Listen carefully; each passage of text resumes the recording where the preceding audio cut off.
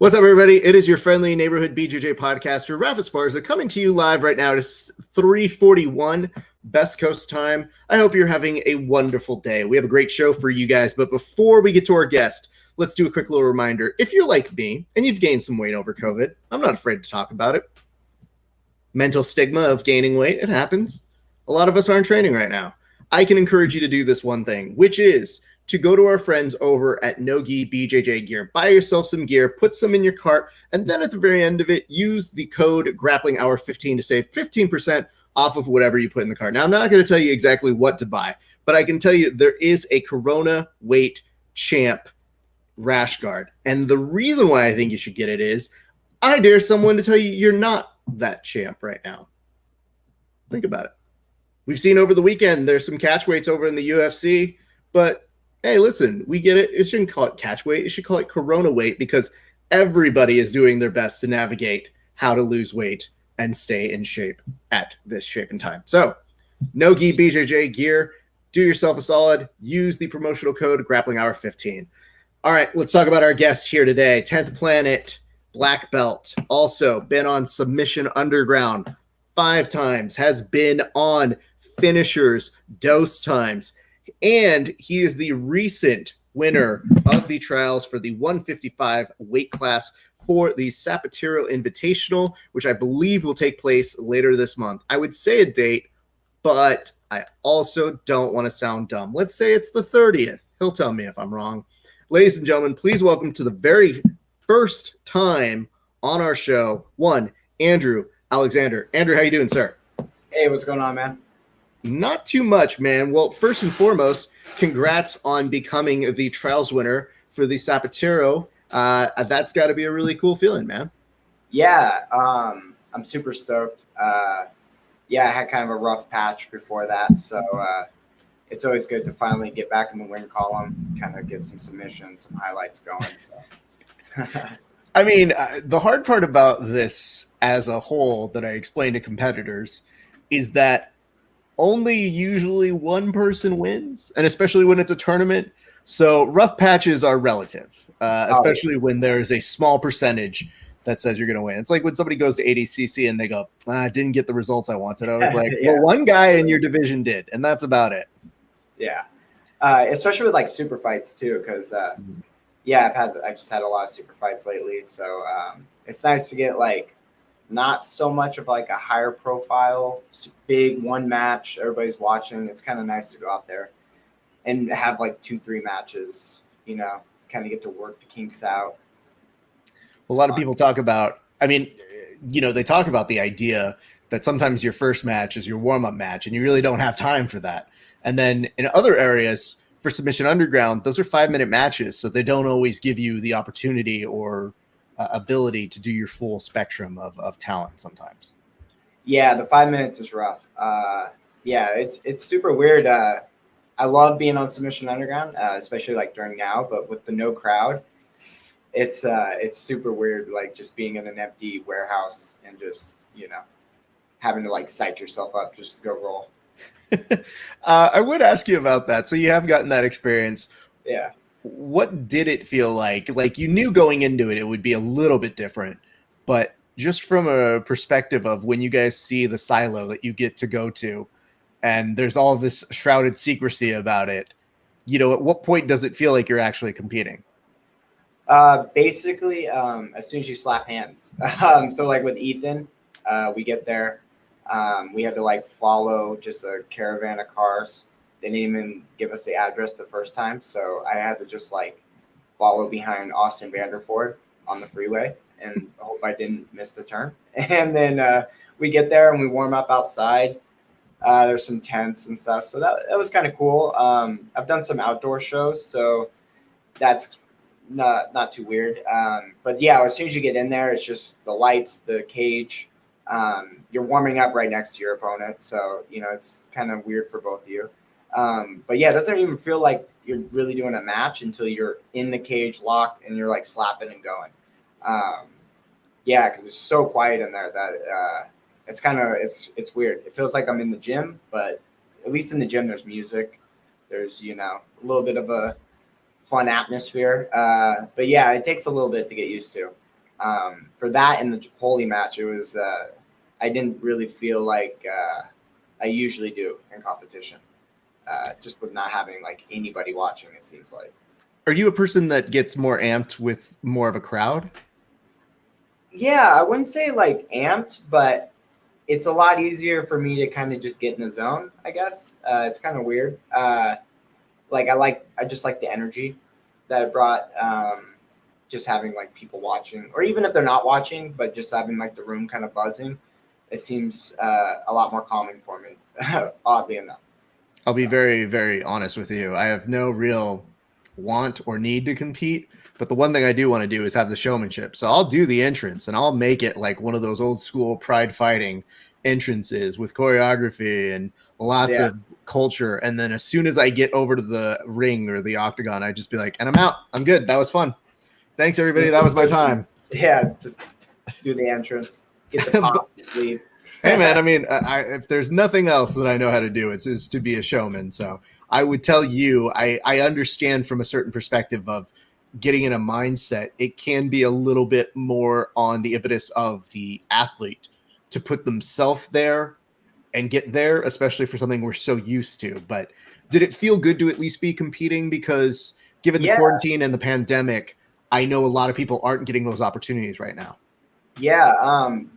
I was able to compete like in February. I did like a Naga, just trying to stay really active this year, funny enough. And then the quarantine happened. Oregon got completely locked down. So my gym was closed. Everything was kind of unraveling. So I got really kind of annoyed because I wanted all these big matches. And I was like, oh, you know how everybody was going to say, this is my year, 2020 is going to just be the time I kill it.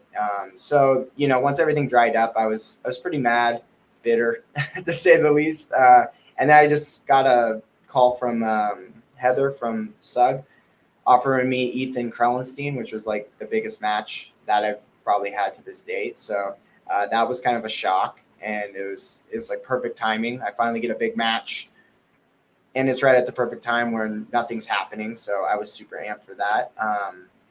So yeah, it was just really awesome. And it's just anything I can get right now is just it's a blessing because, you know, I'm sure nobody expected to not be competing this year. So the fact that I think I've competed almost 10 times this year is pretty awesome, considering the fact. You are in a very rare group of people. At least that we know about. We don't know if there's underground tournaments that's happening. I mean, yeah, obviously it's called Submission Underground, but I keep telling people, I'm like, the real money's in a racket of like, let's get a casino that's underground that nobody knows about and just do a tournament there. And then when somebody shows up and it's the cops, be like, well, they're gambling and not social distancing, so get them first. That's been my mentality. Did you go through any kind of disruptions to your own mental health? I know you were talking a little bit about being frustrated, but did the lack of jiu-jitsu contribute to any problems mental health wise? Not for me personally, in that fact, more just like selfish reasons. I just really wanted to compete this year. So obviously, you know, not having that really made me mad. And it really sucks too. For a little bit, I was a little worried with the whole gym closing. Just what we were going to do, not being allowed to open. That's super stressful. And then we slowly, you know, started making, you know, group training sessions, you know, keeping it low key, just kind of training at each other's houses, you know, what a lot of other people are doing that aren't allowed to open their gym. So we made the best of what we could. But yeah, luckily I was just being positive about it. So I wasn't trying to stress too much, you know, because it's kind of a shitty situation. So, you know, just trying to keep my head above water. That was all I was worried about. I've explained to people that I'm a person who over the years has understood that I take a lot of self-worth in my work. So when I don't have athletes to interview, then I'm kind of like, well, I can't just pull on people to talk about events that aren't happening, because then we're all just talking about jiu-jitsu and then angry that we're not able to train it. So it took me a little while to kind of figure out how to navigate my stuff and to work through it. And I was very fortunate that there were a lot of athletes who were comfortable talking about their experiences or the hardships that they were going through, which I think makes it a little bit more of a universal thing. Now, were you able to supplement your training with anything with respects to jiu-jitsu? Were you doing any kind of conditioning or strength and conditioning kind of stuff? Not a whole lot. I took up like riding bikes. So I was just doing like 10 miles a day, just trying to get that cardio in. It was a little rough just because I went from like twice a day, really hard training, to maybe once a day. And I just tried to spar as much as I could, just try to get as many rounds in for Submission Underground as I could. Try to coordinate drilling sessions. It was a little difficult, but luckily, we were able to get it in. It wasn't ideal, but I don't think anybody was really in the same boat. So, I'm sure Ethan didn't have, the ideal circumstances. So, I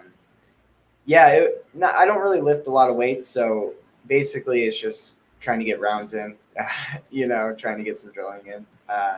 Other than that, I was just relaxing, just waiting to drill, waiting to roll.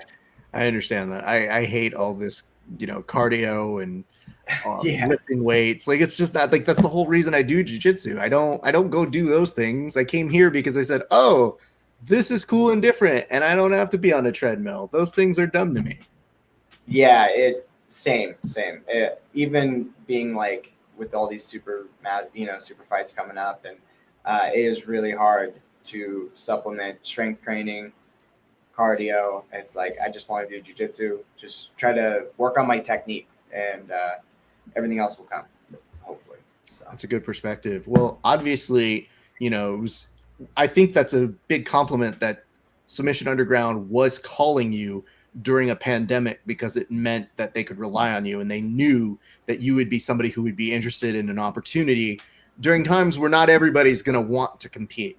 Oh, yeah. So I think that is a very good marker for their faith in you as a competitor. Now let's go ahead and talk a little bit about Zapatero. How did that come together, and how did you find yourself in that mix to be in the trials for that? So basically I'm just trying to stay active. So I saw Josh was putting on the Zapatero trials, and I pretty much decided as soon as the Frank Rosenthal match got announced that I wanted to just like try to get anything that was available. So I was just hitting up all these promoters, and luckily it was a buy-in, so no need to get invited. So I could just pay my way and just hope for the best. Worst case, I just get get one or two matches. Best case, I get into the pro tournament for the money at the end and get some big names in that. So yeah, just trying to stay active. I saw the Zapatero was finally coming back, and I've been really wanting to kind of compete for him and get on that show. So kind of everything just lined up perfectly. Yeah, so it's a plus when it's basically open registration, because then I can, all I have to do is find a plane ticket, and the rest kind of works itself out. Sure, of course, but people who live closer out to the south and in Florida have a much easier trip. This is one that you have to, you're not just invested in from an entry fee, you're invested in from airfare, time that you've got to prep for it, and also just what you do mentally to get ready as a competitor. So, it's a little bit more than just being like, I'll just do the entry fee. It's also like, now you got to work through protocols to even do the flying to get this. Yeah.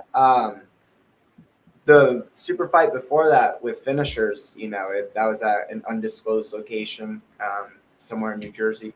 And so it's like the same thing. It's like we're going out there in secret, wearing masks, taking Ubers, getting there. So I was pretty much, it's nice going to Florida because, they're kind of open. So it was kind of normal going there. But having that other match actually go through made me a little bit more confident in the Florida one, because if I can get a super fight in New Jersey, and being so close to New York, they're completely locked down. I could probably get a super fight just about anywhere, because it was super secret and, much like Submission Underground, but probably not as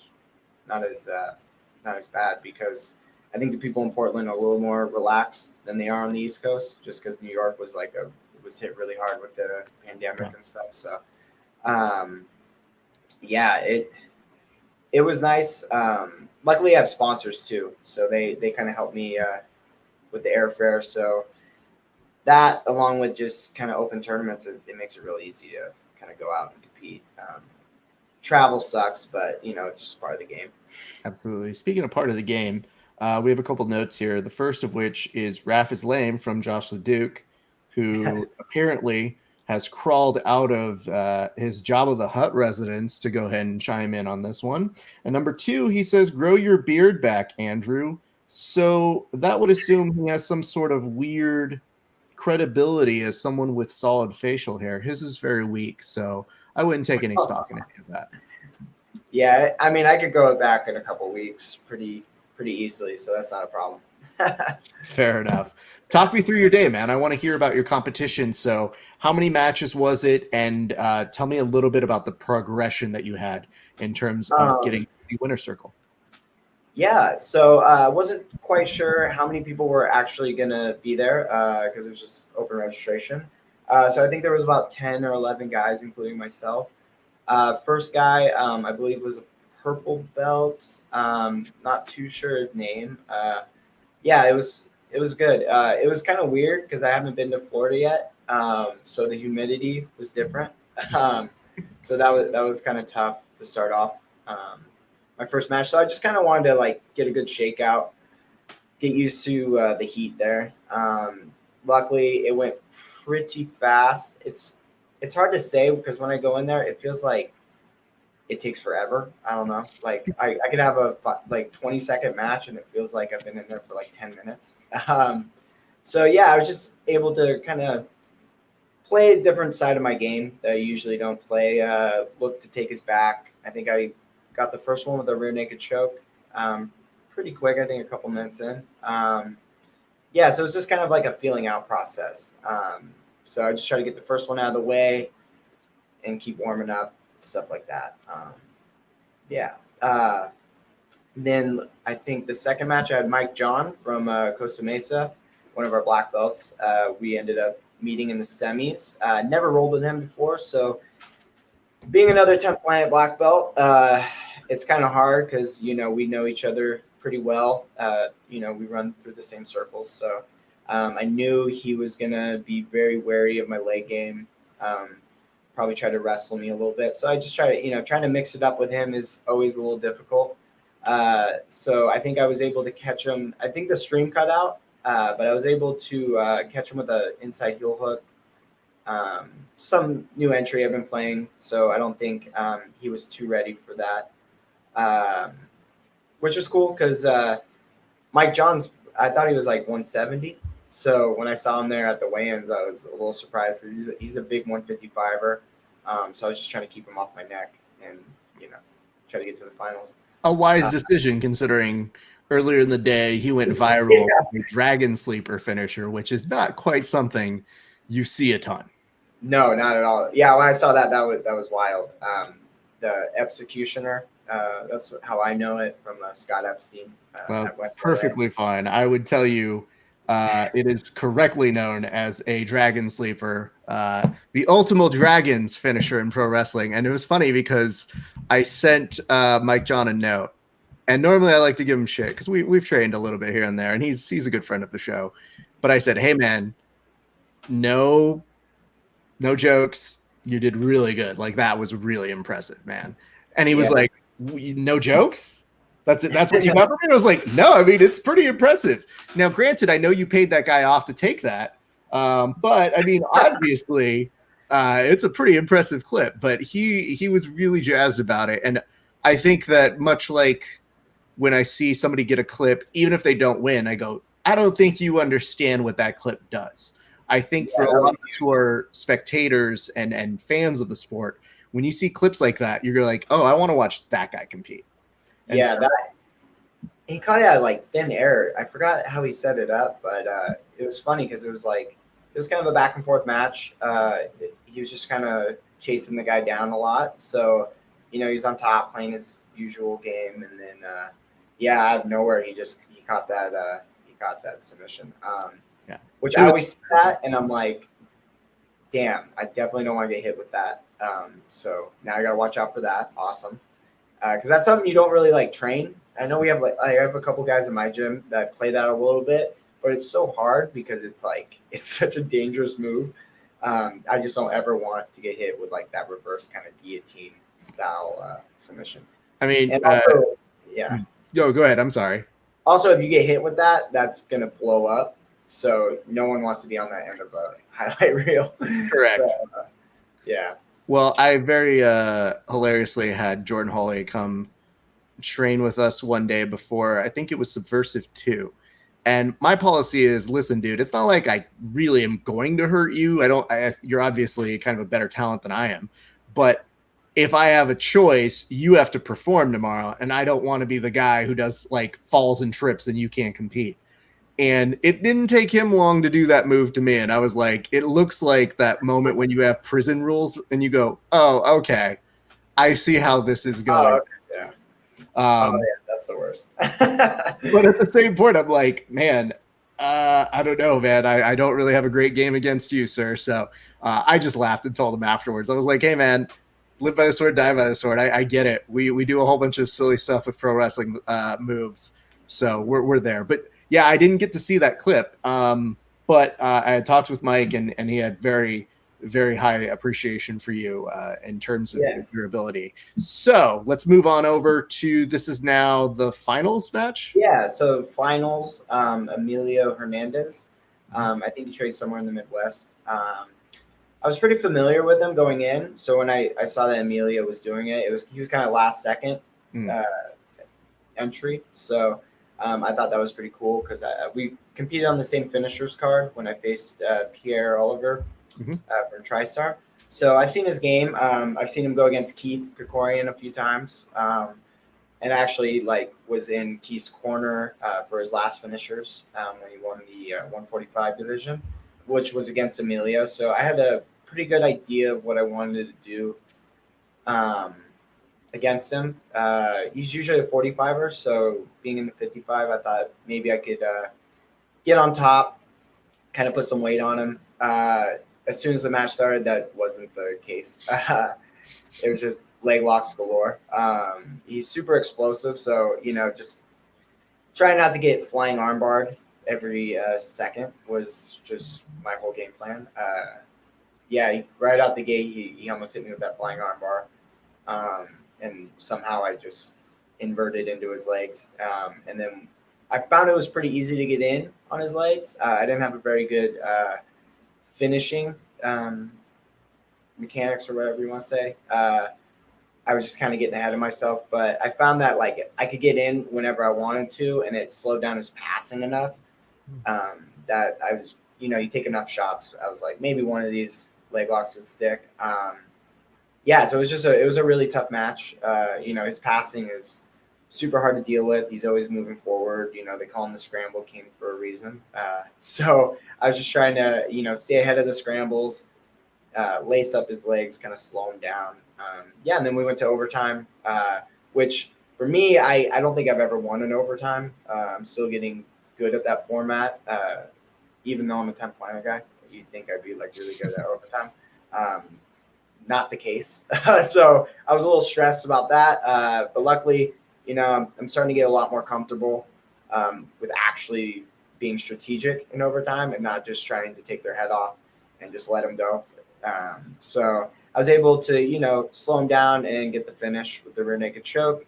And then since it was the top of the round, I guess, for overtime, he is a shot on my back, and it was about 1:30 I had to survive, which was good because I know with my back defense, having gone against Ethan, who just won the EBI overtime championship, being able to go with Frank and all these high-level Danaher guys, I'm pretty confident that I can hang with just about anybody when they're on my back, because I've had some of the best back takers on my back, and I've survived pretty well, So I thought, Emilio's not too hip to EBI overtime. I see him a lot more IBJJF.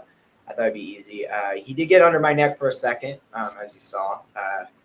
It was more on my jaw, but just a terrible angle. Had a good body triangle on me. Luckily, the body triangle was just like really gnarly, so it was making me wheeze a little bit, which I think made him think he had the choke fully sunk. So he really sold out for it. But luckily, my head was just enough slipped that it was really just on the jaw, painful. But I was like, I'm not going to go out. I'm just definitely not going to lose this overtime. I've lost too many overtimes. Gonna have to put me asleep. And then, yeah, luckily he sold out for it. And then I was just able to whip out and secure the final spot into the Zapatero, the end of the month. I believe it's on the 29th in Orlando. So got it. I said the 30th, and that was just a whim guess. But that was just me being like 30. I don't know, dude. I've seen so many dates now, and I think Submission Underground's the 30th, and that's why I'm saying. So yes, the 29th. Yeah, I think I've said the 30th a few times, and I gotta keep reminding myself that. All right, it's not. You know what? Definitely not the 30th. If there's a good promoter, they'll do that. That's their job. So don't you worry about it. You just show up. Josh literally sent me a photo of him watching us and just said, "Man, I hope you know that you feel special," or something to that effect. And I'm looking at it being like, yeah, dude, people watch the show. You should be too. It's your goddamn guy. So let's talk a little bit about this though, dude. So you getting this opportunity, do we know who is in the tournament right now else at the 155? I know Keith is. Actually, after this weekend, I'm going to go to San Diego. I'm actually going to get a little bit of training in with Keith. So that'll be fun. So I think Keith Kokorian is in the bracket. EBI featherweight champion John Calstein, he's going to be in it. Jordan Holy, of course. So there's another good potential rematch. Hey, listen, just go get him. Dragon Sleeper him for me. And he's a friend of the show. I can say that. I don't care if you submit it with anything else or you get him with something, I'm not going to be impressed. But if you Dragon Sleeper him for me, there will be a high appreciation. You won't get anything from it except maybe a lot of mentions on this show. That would be great. If I can get anything on him, I'm going to take it. But we have Jordan, and then there's a couple local guys. I think there's a Fight Sports black belt. Not too sure on his name right now off the top of my head, but yeah, there's some good names. I think Robert Deagle was supposed to be in it, but I don't know if they replaced him yet or what's going on. But yeah, there's a ton of good names. I mean, just Keith, Jordan Holy, John Calstein. I mean, that's a stacked 155 division. It's huge. You got the submission, Jordan Holy, submission underground vet, Shugio vet, Keith, no explanation. I mean, dude. And I think I just saw that's Werther. If that is still current, Werther Marcialis is also going to be in that. So that should be a really fun and exciting thing to watch. Yeah. It's cool because like basically all the first round matchups are going to be really good super fights. So whoever I get first rounds, I mean, could be, a finisher's main event or, a main event of like a fight to win or something. So super stoked on that. Awesome, man. Well, let's get into a little bit of, obviously you're excited for that, but I want to get into a little bit of your origin story. Where does jiu-jitsu training begin for you? So Southern Oregon doesn't have a big jiu-jitsu scene, if you couldn't guess that. So, I mean, right out of high school, probably the stereotypical route. I wanted to do MMA, of course. I thought I was a badass. And I was like, yeah, definitely be a UFC fighter after high school. So I wrestle a little bit. So I always kind of, just like the MMA jiu-jitsu lifestyle. So I just found a local MMA gym around here, and there were a dime a dozen. I think we probably had like 10 or so MMA gyms pop up and close down since I've been here, at least. And I ran into a guy named Nathan Orchard. He was born and raised out here. So he kind of got me hooked to 10th Planet Jiu-Jitsu. I didn't know what 10th Planet was. I just knew that, it was just a jiu-jitsu class at this MMA gym. Couldn't remember the rash guard he was wearing. It was pretty informal. It was just, he was just teaching once a night there. I moved up to Portland for school with my now wife, Markel Alexander. And so, up there, I was just focused on school and kind of thinking about doing jiu-jitsu, but I just couldn't remember, what I was learning. I remember him talking a little bit about Eddie Bravo and 10th Planet, but I couldn't think of the name. Found Joe Rogan podcast, and funny enough, I just went down that rabbit hole, heard Eddie, figured it out, found Nate on the 10th Planet forum back in the day. And then when we moved back, I just linked up with Nathan Orchard, and he was teaching here and there. This was before he was, I think, even ranked in the system. I think he might have gotten his blue belt. He beat Mike DeWitt at one of our local sub leagues, and he was killing it at the time. And that kind of put him on the map. So yeah, he went down to LA, he got his purple belt, and then he started kind of like taking it really serious. And we kind of had like our first jiu-jitsu school out here. So yeah, that was kind of the start of it.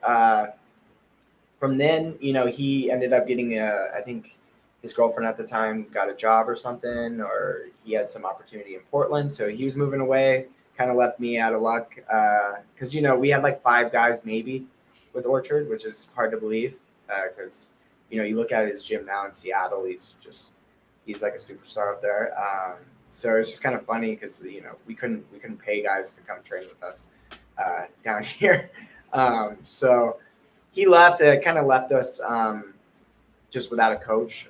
So I just kind of started doing the mastering the system. I just got the membership there. I was learning online, just linked up with a couple good friends of mine, and we just trained in a spare bedroom at our friend's house, and we would just drill, study mastering the system, and just try to continue learning jiu-jitsu. So from there, we linked up with this MMA gym in Grants Pass, and I kind of started just going to the open mats during the middle of the day, and I would just pay like a mat fee, and I would just do some drilling. And at that time, I don't know if you remember, but Eddie used to have like a hot box program where yeah, it's kind of like the Gracie Garage thing. I don't know if that's still around, but where guys who are wanting to be affiliates, they wanted to get into the system. It was just a way that they can actually like promote 10th Planet, kind of rep the team. But you're not allowed to charge. You weren't allowed to, charge memberships because you're not official affiliate or anything. So it's kind of like a mentorship program, I guess. So I did that pretty early, just studied my ass off. And then Eddie came out to Grants Pass actually for a seminar. The MMA gym had him out, and I was able to get my blue belt because Eddie was keeping track on the 10planetjujitsu.com forum.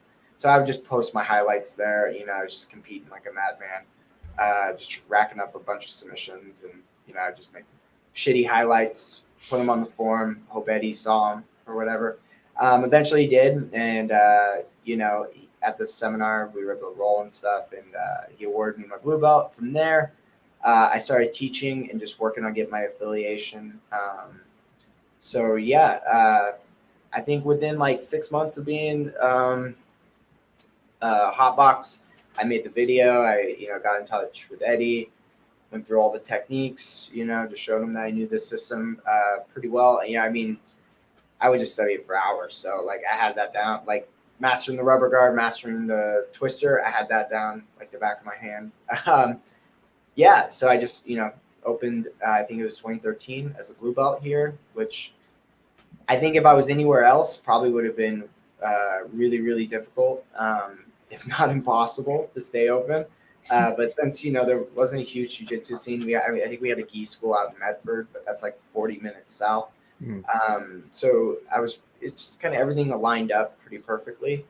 And then from there on, I just been kind of hustling, just trying to build this program from scratch. So yeah, it's been a long road. Good for you, man. And more importantly, talk about training from your bedroom to being equipped and ready for the quarantine life of trying to get in training where you can. I think you were ahead of the curve. I think if anybody was prepared for that, it was going to be you, sir. Yeah, we went from puzzle mats in Williams, which is like a small like farm town outside of Grants Pass. So it wasn't even Grants Pass; it's just out in the boonies. Um, to now I got a big gym, nice mats. Never would have thought I'd be like rolling on zebra mats and stuff. So yeah, we're all spoiled now. Well, yeah, I mean, my gym initially had puzzle mats, and I famously would show up for years and be like, "This is taking years off of my life." And they'd be like, "What?" I go, "My back is slowly dying from these things." So when they'd look over and they go, "Today we're gonna practice some judo rolls," and I was like, "You guys are Oh my god, no not way. happening with me." Yeah. Fortunately, we weren't doing full on out things, but they were just going over concepts. And I was like, y'all can bring that crash mat over here. Otherwise, not happening. So we would joke about that. But see, that's the fun life when you put on the gi. That gi is pluses and minuses all the time. I'm also curious, especially when you're opening in 2013 and you're having to put on as like a blue belt and you're continuing your journey, but helping others shape their journey at the exact same time. What do you attribute as the ability to be able to do that? I know a lot of it was you mentioning how much you studied, but it's more than just studying. It's also, you mentioned a little bit about hustling. What is that trick? What is the secret to being able to make that happen? Um, like I know it wasn't perfect while I was teaching, but I was drilling right alongside him. So, I would show technique and, we'd always have odd numbers. So I would always just be grabbing whoever was the odd man out and I'd be drilling and then also trying to troubleshoot, the room. You get pretty, I don't know, it's like learning on the job kind of, I would say. It just helps your jiu-jitsu. I felt like teaching and competing at that level, as a blue belt. I mean, most places it's like blasphemous. Especially if I was in LA. It's like you have a blue belt. Blue belts are barely people. You have them teaching at gyms and stuff. That's crazy. But yeah, I just try to teach what I knew, and then just always going out there and proving it. Not like trying to show anything bullshit. Just go out there, teach 10-point jiu-jitsu, go compete, and just show that it works. And just kind of balancing that act.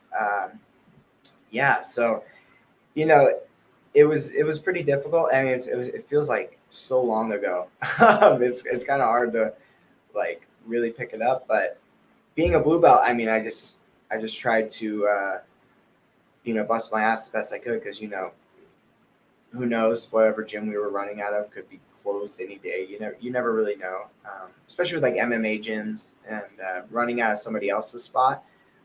You never know like what the situation is. So I was just renting space from them, renting times, working a full-time job. So I'd be working, and then like while I work, I'm like trying to juggle like what I'm going to show and studying. So just long hours.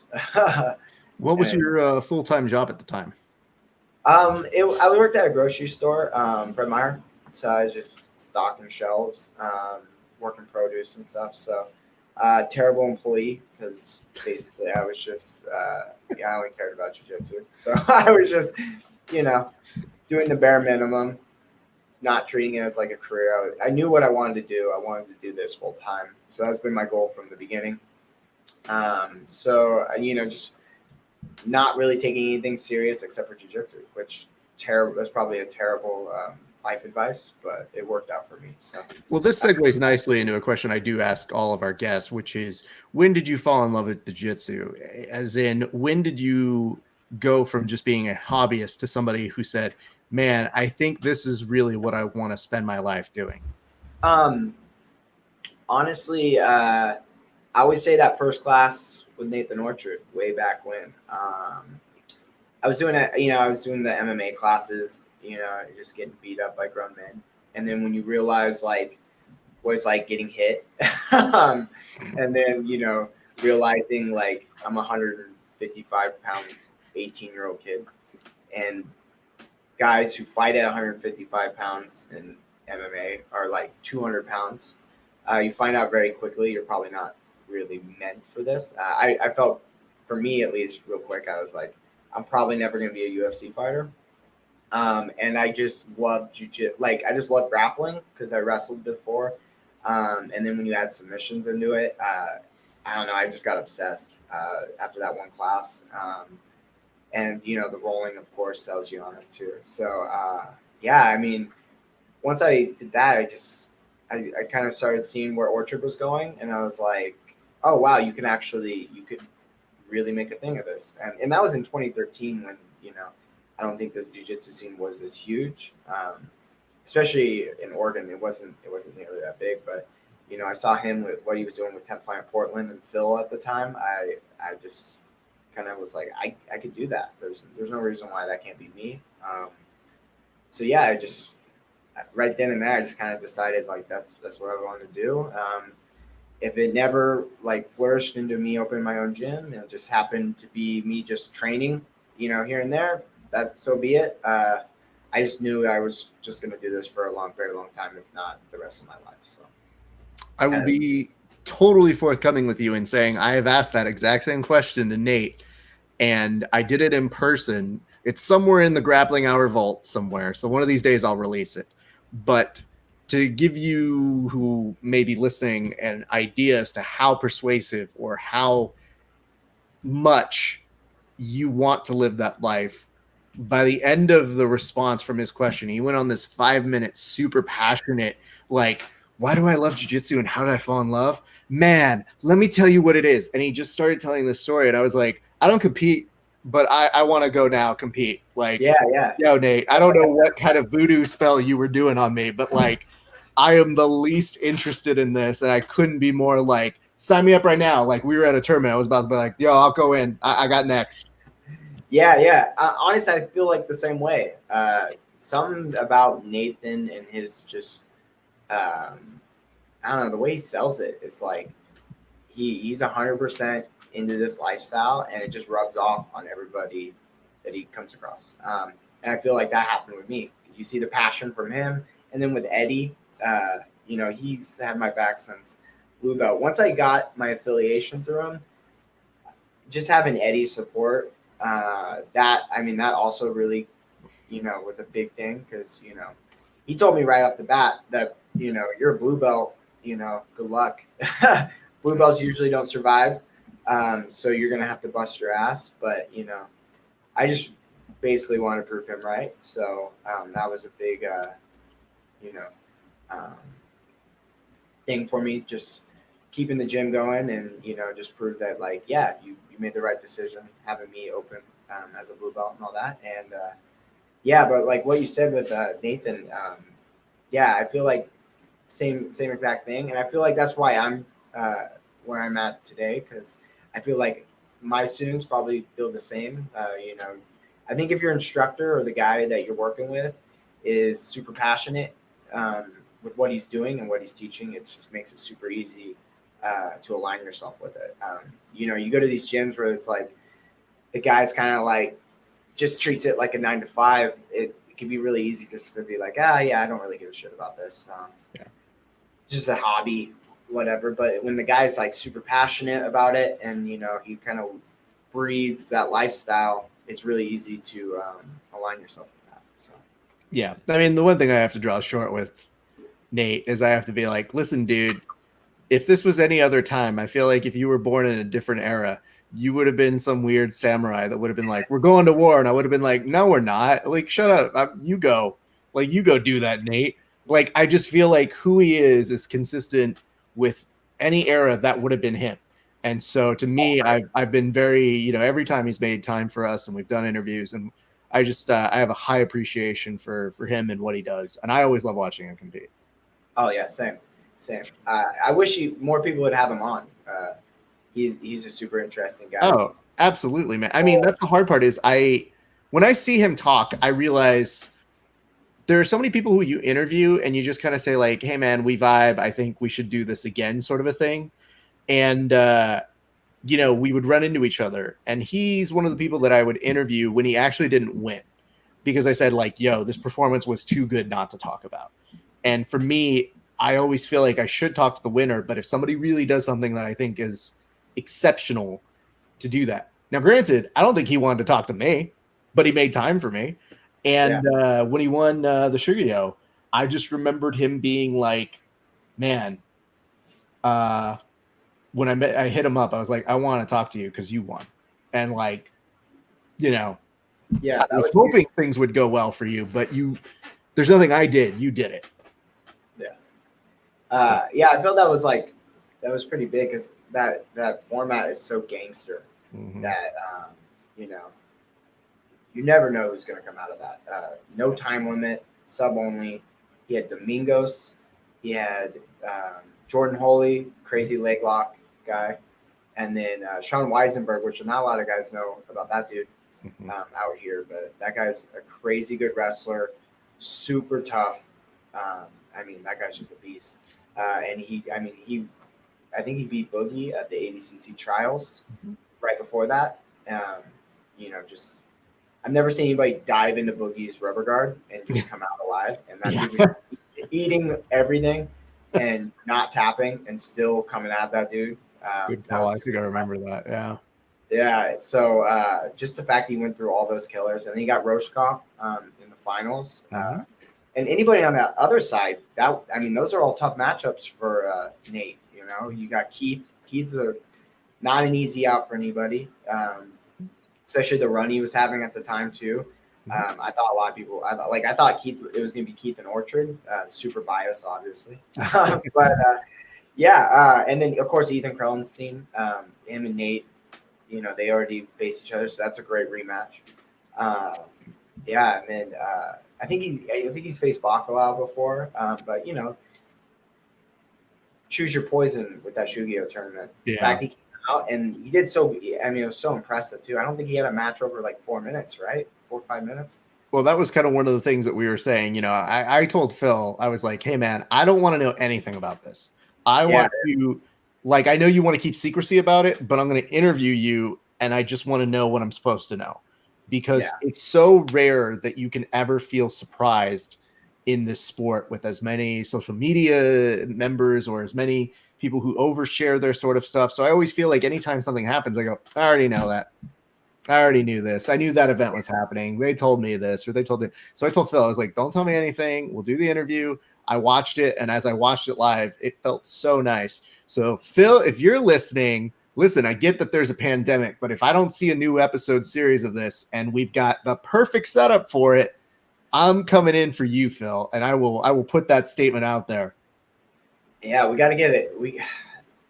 The fact nobody wants to put on Shugyo is insane. Like, why is Flow Grappling, Fight Pass, like the content was so amazing? Like, why aren't they like trying to get this? Because it's like it was kind of like Ultimate Fighter kind of vibes. Where it's like, I don't know, it's like a reality show. It's super high produced. You could make that like a 5-week thing, and like, there's nothing on Fight Pass. It's like Polaris every once in a while, whatever show Eddie puts on. So if it's like EBI or Combat Jiu-Jitsu, and then Submission Underground. But like, you want all this, you know, everybody's starving for content. Yeah, I mean. If anybody's prepared for it, I feel like them bringing a group of guys, and that is kind of the fun part about watching with you guys for Submission Underground, was when essentially we heard word very quickly, it was like they were kidnapping you. And so who knew if Austin Vanderford didn't keep a good driving distance on you, who knows if you would have been like, well, we don't have a match now because he's currently driving around in circles in a tundra somewhere. Like, to me, I just think, man, I thought Phil did a great job. I think the show is a lot to make. It's a lot of moving parts, and I get that. And he shot it well, so it's expensive. But I would tell you this. I think it's one of those things where I immediately hit him up, and I was like, I don't know how you do something, but if you need whatever it is I do, let's talk. Because I told him, I was like, I saw those talking head interviews, and I was like, I have ideas. I know what to do, but I don't want it to comprehend your vision. I just want to add to what you're doing on it. So Phil's, I think that should he move it forward, which I believe he will for sure. But should he move it forward, I think he needs to have even more of us supporting him and doing that sort of thing. Because when you don't have a giant machine propping you up, yeah, it's tough. It's way different. So I don't know, but now people are home, so they got shit to watch. That's all I'm saying, Phil. Got nothing but time too. I mean, yeah, it's always going to be there. The format sells itself. So, and a guy like Phil running it, I mean, it's definitely coming back. Absolutely, for sure. Well, I'm glad that that's the case, and I'm glad that we're getting to see you get out there and compete. And I think there's one thing I kind of want to put in perspective for you, which is anytime I see like a blue belt or a young talent like kind of shoot themselves down, like, hey, I don't really have something to contribute. I was like, no, you just got to prove it. Like, and I think that's what you did. I think that a credit to you and your success is you proved it. But the advice I give is don't try to pass it off like you know more than you know. If you're honest with your journey and you're honest with your school and your team, and you say like, hey, listen, we're all experiencing this together. And I think it's pretty baller that you went out there and competed so that you could proof of concept and bring that back to your team. So I think that the success that you are having now is in great part due to being that and having that drive. Thank you. Yeah. Man, you just got to be able to evolve. So like, luckily I'm 10th Planet as a system, we're so open-minded that, we see the trends, you see the meta changing all the time. So, especially as a blue belt, like, I was just trying, competing a lot helps because, you kind of get to experience like where everybody's starting to trend to. And we just try to be on that curve, right at the top of the curve, just, like right now it's like, it seems like back taking is like the new leg lock series, right? Because, everybody's getting so good at defending leg locks that it's starting to move toward like everybody's starting to get really good at, countering leg locks, taking backs. Like you look at Craig Jones, he's starting to, just snatch up everybody's back from, his failed leg lock attempts. Because everybody's starting to realize like, oh, going against Craig Jones, probably going to break my leg in half. So they're going to stall, they're going to defend. And what does that open up? And then just, trying to figure that whole game out. So as like a younger belt, I just, let's just work on what's working. If, we weren't doing barambolos at my school early, but then, once I started getting more into the game, all of a sudden it's like all the barambolo entries from leg lock defense start opening up. And then it's like, all right, now I got the experience. So this is what I'm seeing. And then let's just try to apply it. I feel like most successful teams, that's like, it seems to be the case. Like, you don't really see all the successful teams just sticking to the same thing over and over. It's like, what's the new trend and how do we get ahead of it? Yep. So. Well, speaking of getting ahead of it, I know you got to get going in a second, but I do want to bring this up, which is apparently there was a comment that makes a lot more sense in context, but it was in regards to you being able to grow your facial hair back. And it appears there was a response from a Markel Alexander that says, if only that were up to him. So that's a good point. I'm very sorry that there has to be a committee vote before you can have facial hair back on. I could be homeless at any time. So if I need to grow it out and look like a homeless guy, so be it. I will depend on how good my life's going to be. I will tell you this. My wife has the exact opposite reaction. Very famously, I used to, as a motivator, I used to teach speech and debate, and they competed, much like you guys compete regularly for jiu-jitsu. And my team, I said, listen, if you guys break our national record at this, then you can shave my beard. They broke it by a large margin. And they made history for our school, which, amazing. But then I was like, fuck, I have to go without my beard for a little bit. So I like give every one of them a turn, and they all do it. And my wife now, girlfriend then, was looking at me and going like, what the fuck is wrong with you? Grow your face back. And I was like, babe, I promised them I had to. And she's like, that's fine, but relationship done if you don't grow this back. So yeah, I'm under mandate to keep it. That's my problem. I used to come in all patchy and stuff. So I used to not rock it, but now, I'm a grown man. It finally comes in good. So good for you, man. It's a good sign that the genes are strong. I started with like a goatee or whatever because I was afraid this couldn't connect. And then once I saw it connected, I was like, I'm Yeah, good. This is the look. This is what's happening now. So at this point now, it's an insurance moneymaker, and I can't fucks with the moneymaker. But let me ask this, man. So I'm going to give you an opportunity. Plug all your shit. Tell people where they can find you. Tell people, remind them that you got a big tournament coming up at the end of the month with Sabatiero. Let them know where they can find you and train with you, man. Awesome. Yeah. So I train at 10th Planet Grants Pass. We're open Monday through Friday. Go to 10thplanetgrantspass.com. I also have an online sort of academy, so you can check out some videos there. Catch me this weekend, Baltimore, Maryland. I'm going to be doing the Freedom Grappling Quintet. So that'll be on 10th Planet Long Island on their team. And then, and Zapatero, August 29th. Catch me there. And then we'll see what happens next. It was awesome to be on, and hopefully I can be on in the future. I mean, I'll probably have to ask your wife now that I see how this process works. Oh, yeah. I'm going to send a note to her and be like, that's the real producer there. That's the talent coordinator I need to talk to. And I got to say, I'm very excited. And I guess one of the last questions I got for you is, does it feel good to be back in kind of a team style event, given your wrestling background? Yes. I really dig the quintet format. I was trying to get on our quintet team for the actual quintet, the one that is in Japan and stuff. So hopefully I can get on that in the future. I was able to do one in Bend, Oregon too with Phil. There was supposed to be a video, but I don't think it ever really came together. It was an odd show, to say the least. But I really dig the vibe of it. It's completely different to what I'm used to, especially like staying in. It seems like it's easy, and you see guys like Locker and Giles just like murder whole teams, and you're like, oh yeah. If you just get them out of the way quick, it's super easy, but it's definitely not. And it's just a weird energy.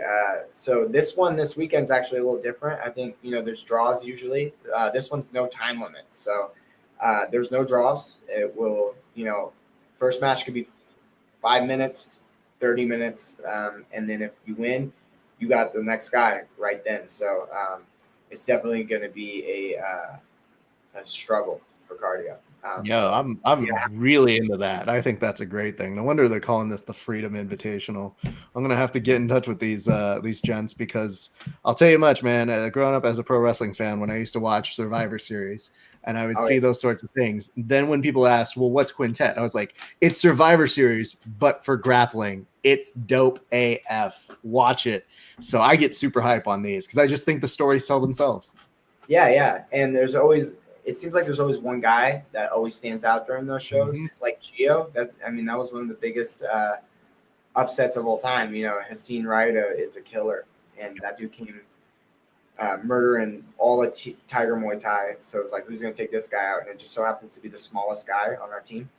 So, there's a lot of cool storylines. We'll talk about having that great momentum, not just for Gio, but for Hisam, which is, he's coming in, and it looks like that night he's unbeatable. So it's not like any other day. It's just there's something special about having momentum that night and riding it where you think like, man, I don't know. He took a boogie, and then you get this great story of being like, nah, Gio wasn't about to let that happen. And then Gio becomes even more of a legend. And you go, this is the best. Like, why aren't there 40 more of these? So I hope somehow either quarantine or post-quarantine, we can make those happen again. And Sakuraba can get more in touch with the UFC to make them happen. Because I covered them live, and it's pretty badass. So anyway, sir, I appreciate you. I appreciate your time. I'm glad we were able to make this happen. If you stick around for just a second, I'll say hi to you off air. But I want to say thank you very much for coming on the show, man. Awesome. Thank you for having me. Let's see how Zapatero goes. Hopefully I can be back on and we can recap that. Absolutely. Yeah. Well, either that, but now I'm going to be watching this Freedom Grappling Invitational because this is no time limit and a team event. That's my jam, dude. I think I'm into that. I think that's going to be dope AF. So I'll be in that. Let's hopefully we'll link up after that. Maybe from the hotel room, I'll give you a recap. I think there's a live stream, so I still gotta get all the details. But it's gonna be cool somewhere in Maryland. I think it's a little bit north, but I love that. Let's team grappling event.